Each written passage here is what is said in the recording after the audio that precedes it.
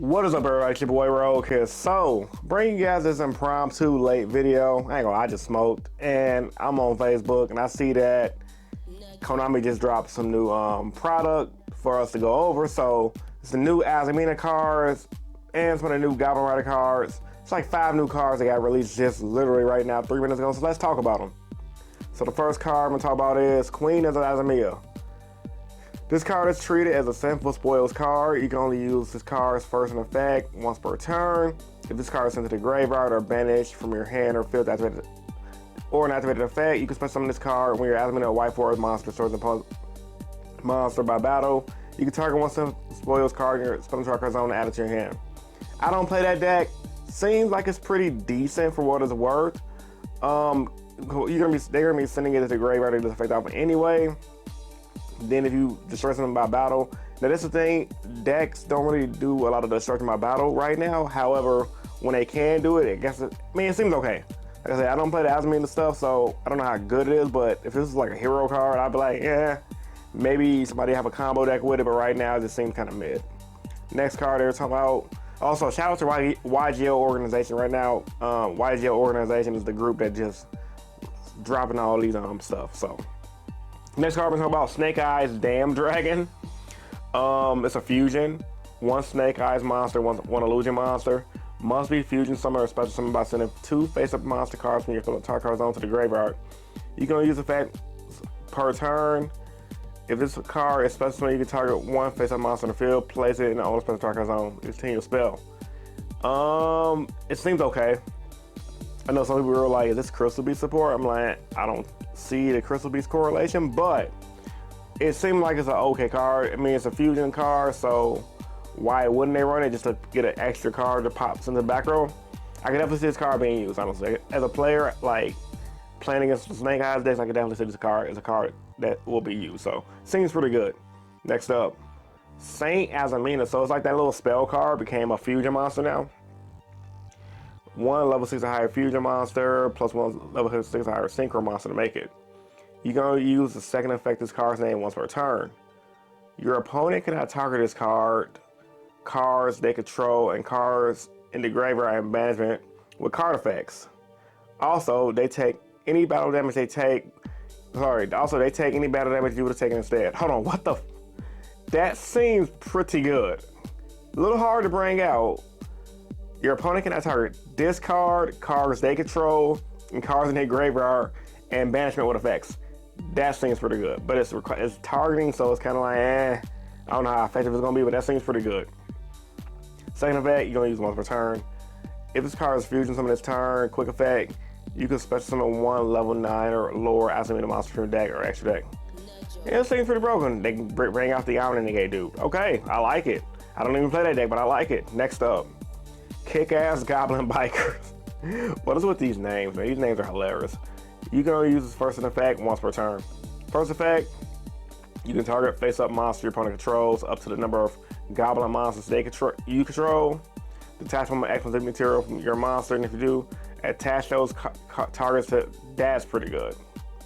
That's pretty good. It's 2 level 6, but that seems pretty good. You're taking your opponent's monsters and making use them as materials. You smoke them as a pack. That is hilarious. Smoking to make monsters look like a pack. Second effect, during your opponent's turn, quick effect. You can target cards your opponent controls up to the number of goblin explosive monsters you control. Detach 3 materials and your monsters from your monsters, and if you do, send those targets to the graveyard. Quick effect? Okay. I know the Goblin Bikers is an XYZ deck. I don't know how easy they can get the level 6s to the board. But this card right here, y'all, seems pretty good. I like it. I like it a lot. That seems pretty dope. Shout out to Goblin Bikers, man. That deck seems like it's always like, every time I play against it, like, there's a Goblin Biker player in my local shop. It's pretty cool. But every time I play against it, I'm just like, what does this deck do? He makes a monster, attach materials, and pass. Nothing else. But now I'm seeing that they're getting cards that's like board wipe and disruption. I like that card. The card is broken. Next up, for the final card that got reviewed, because there's only 5 cards just now. Azamina Unleashing, so it's another Azamina, it's an Azamina trap card. Got a white girl and so I got a blonde hair girl with a white shirt and a girl in a red shirt. this card is always treated as a white forest card. You can only use this first effect and second effect of this card's name once per turn. So pretty much both effects only once per turn. Target cards on the field up to the number of fusion and synchro, fiend, illusion, and spell tasks monsters you control, and in your graveyard, return them to the hand. Hold on.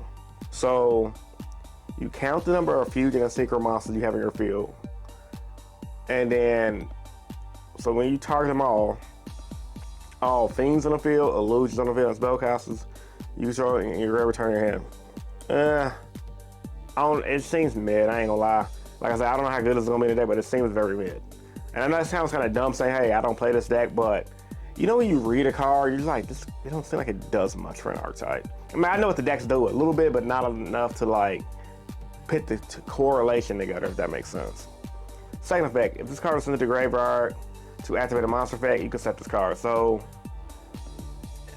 I don't know, like, it's always treated as a white forest card, so I guess they want Azamina to be combined with the white forest archetype. And I noticed that's a trend with Konami is doing with a lot of these newer archetypes within the past year. Like, they're having decks like SnakeEyes be released by themselves with Fire King, and then you can combine those decks together to make a SnakeEyes Fire King deck. And then the next best engine come out, Fiendsmith. Fiendsmith by itself would be weak as hell, but it's a really good engine that you want to combine with your SnakeEyes deck. And then now they have the Azamina stuff coming out. You're gonna make SnakeEyes, Fiendsmith, Azamina, because by themselves they're pretty weak, but together they're strong. And then also, if you play the Azaminas, you can combine it with White Force, which is another deck that is currently being combined with another engine like Toy Box in order to make it viable. So I will say Konami, it seems like they're designing decks more right now to be able to like be creative with other decks for a modern era versus just being completely archetype based. And I don't know how I feel about that, because on one end, you would think that they would give older decks more support so they can compete. But it's like two parts. I got two arguments. Like, I get the argument that, like, you know, people want their archetypes to be pure and not, you know, splashable. But those same people also argue that Konami don't do enough to keep the game fresh, and Konami don't do enough, you know, to add variety to the game. But when Konami do give us variety, granted this is a horrible format out of the way, the variety they give us can be splashed with everything else. And even though there's a designated best deck, those other decks, while they might not be as good, can still compete on a smaller level. And then for the people who are on a hella budget, they gave us two decks to play. People who got a medium budget, you can play Tenpai. If you got a little lusting medium budget, but you still want to compete, at least on a regional level, you can play Ritual Beast. Here's all the stuff that's cheap. So I don't know, I just had like a little high thought. Do we give Konami too much crap?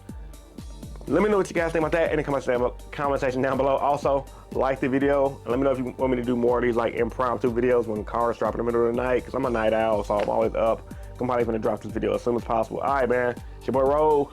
Peace.